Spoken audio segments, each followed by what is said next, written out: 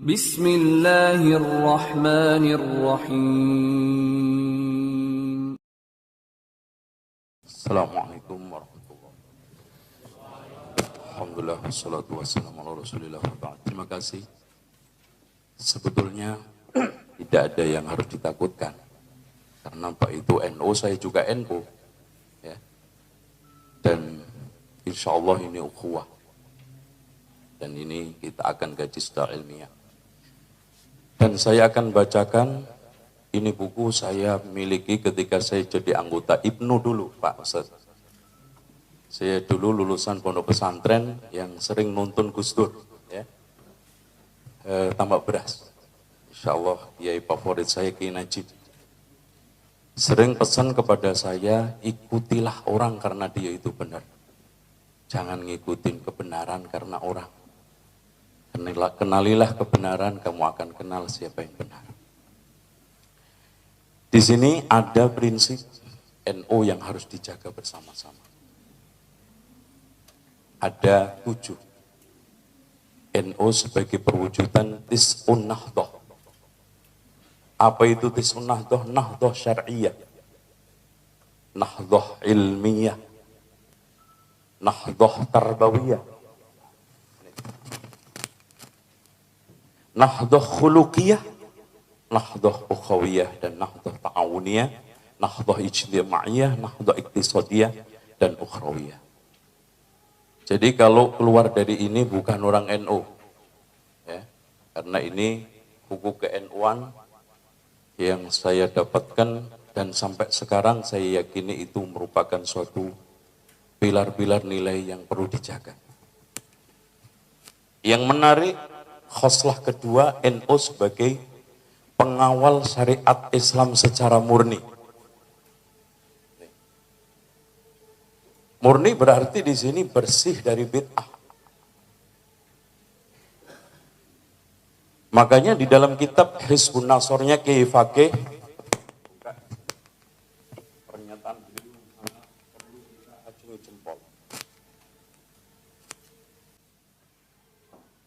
Man da'a ilallahi ta'ala bi ghairi ma da'a bihi Rasulullah SAW fahuwa bid'iyun. Ini pernyataan Kiai Fakih. Kalau enggak percaya, di sini ada tanda tangannya beliau. Langitan 5 Rabiul Tsani 1408. Kiai Abdullah Fakih. Jadi saya ulangi lagi, man da'a ilallahi bi ghairi ma da'a bihi Rasulullah sallallahu alaihi wasallam fahuwa bid'iyun.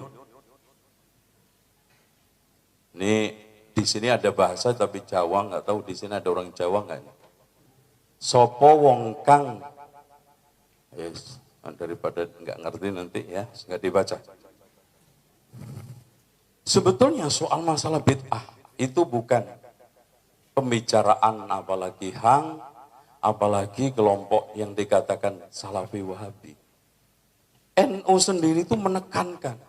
Bahkan kalau kita membaca kitab, Wali Songo itu sudah menekankan bid'ah. Kita baca pernyataan Sunan Ampel. Sunan Ampel bertanya atau usul atas usulan Sunan Kalijogo. Apakah adat istiadat lama itu nantinya tidak mengkhawatirkan bila dianggap ajaran Islam? Padahal yang demikian itu tidak ada dalam ajaran Islam. Apakah hal ini tidak akan menjadikan bid'ah? Jadi sesuatu yang tidak ada di dalam Islam itu menurut Sunan Ampel itu bid'ah. Percaya enggak ini kitabnya? Cuma di sini ada dialog disela oleh Sunan Kudus. Pertanyaan Sunan Ampel ini dijawab oleh Sunan Kudus, saya setuju dengan pendapat Sunan Kalijogo. Sebab ada sebagian ajaran agama Buddha yang mirip dengan ajaran Islam, yaitu orang kaya harus menolong orang fakir miskin. Adapun mengenai kekhawatiran Kanjeng Sunan Ampel, saya mempunyai keyakinan bahwa di belakang hari akan ada orang Islam yang akan menyempurnakan, bukan mempertahankan bid'ah. Itu keinginan Sunan Ampel. Itu. Jadi kalau sekarang ada sinyalemen bahwa urusan bid'ah itu urusan Salafi, Wahabi, keliru. Keliru. Contoh aja di sekalian, pengarang Arab. Nah, sekarang kita ke Arab nih. Barangkali Islam Arab, Islam Indonesia kita kasih semuanya. Ini di dalam kitab I'anatul Talibin, soal masalah tahlilan,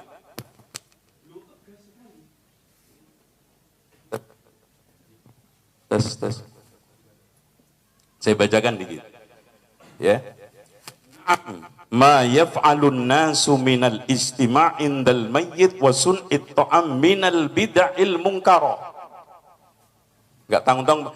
Allati yusabu ala man'iha. Saya terjemahkan. Ya. Apa yang dikerjakan oleh orang ketika ngumpul-ngumpul setelah kematian dan membuat makanan, termasuk bid'ah munkarah yang diberi pahala orang yang melarangnya. Saya yakin semua Pak Kiai tahu kitab ini, I'anatul Talibin. Jadi, apalagi kita coba sedikit ke Arab yang lebih ini, ada Al-Ba'is ala Inkaril Bid'ah wal Hawadis karangan Abu Syama. Ini Asy-Syafi'i Tulen. Ya. Al-Ba'is ala Inkaril Bid'ah wal Hawadis, yang artinya Al-Ba'is pendorong, ya, mengajak untuk mengingkari bid'ah dan perkara-perkara yang dianggap baru. Beliau menurunkan berbagai macam makalah dan ucapan-ucapan ulama, ya. Di antaranya as-sahabah yanhauna 'anil bid'ah. Semua sahabat melarang bid'ah. Enggak ada satupun yang enggak ngelarang. Ya. Pertama kali al-hasu 'anil ittiba' wan nahyi 'anil ibtida'. Qul in kuntum tuhibbunallaha fattabi'uni. Ittiba' Rasul apa? Dengan ngikuti sunnah, ninggali bid'ah. Karena ada perkara 4 nggak bisa ketemu sampai kiamat. Tauhid sama syirik, iman sama kufur, sunnah sama bid'ah, taat sama maksiat. Nggak pernah kumpul bisa. Itu sudah logis. Kalau dicampur merah sama apa, putih sama hitam. Dan beliau juga menurunkan hadis-hadis Rasulullah SAW, di antaranya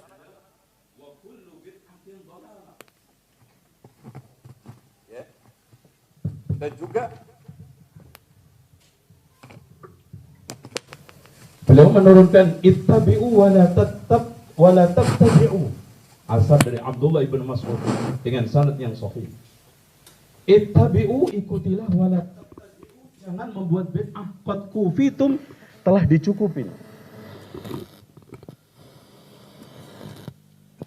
Dan juga beberapa hadis Rasulullah dan asar para ulama, di antara na'am 'alaika bittaqwallah wal istiqamah, ittabi' wa la tabtadi', jangan membuat kebid'ahan. Nah, saya sebetulnya tidak terlalu tertarik membuat definisi-definisi karena mungkin semua pada tahu. Saya masuk kepada arah subhatnya aja. Banyak orang mengatakan bahwa ada bid'ah hasanah. Namanya bid'ah itu nggak ada dalilnya, hasanah pasti baik, pasti ada dalilnya. Nggak mungkin ada dua kalimat ini ngumpul. Sesat tapi baik, baik tapi sesat. Ya. Hadirin sekalian, mari kita belajar kesesatan tapi baik, baik tapi sesat. Saya kira nggak ada itu kalimat bisa dipakai. Nah, subhat yang kecil sekali, kalimat kullu. Kalimat kullu itu kadang-kadang memberikan makna ba'd. Oke, di dalam hal ini secara lughah bisa. Tapi secara fakta hadis ini nggak pernah ada. Karena hadis ini dipahami oleh sahabat tidak ada pengecualian bid'ah dalam agama sekecil apapun. Semuanya sesat. Kemudian hadirin sekalian, di antaranya Abdullah bin Umar mengatakan kullu bid'atin dhalalah wa kullu bid'atin dhalalah wa in yarahan nasu hasanah. Setiap bid'ah itu sesat walaupun dipandang orang itu baik. Ini pernyataan Umar loh Pak, bukan pernyataan saya. Jadi kalau kita runut dari semua ini, dari Wali Songo, dari pernyataan Kiai Fakih, dari pernyataan sahabat, dari ini nyambung semuanya. Jadi nggak ada satupun yang berbeda. Dari pernyataan Kiai Fakih yang ada di dalam kitab Hizbun Nasor, pernyataan Wali Songo oleh Sunan Ampel tadi, dan pernyataan ini semuanya sama, seragam. Bahwa intinya siapa yang mengajak kepada jalan Allah tanpa melalui Rasulullah itu bid'iyun. Oke. Dengan demikian, simpel banget kita coba kasih. Kalau memang kullu yang pertama fa inna kulla bid'atin dhalalah fa inna kulla dhalalatin finnar, berarti ada sebagian sesat yang tidak ada di neraka. Saya kira itu mungkin ditambah satu.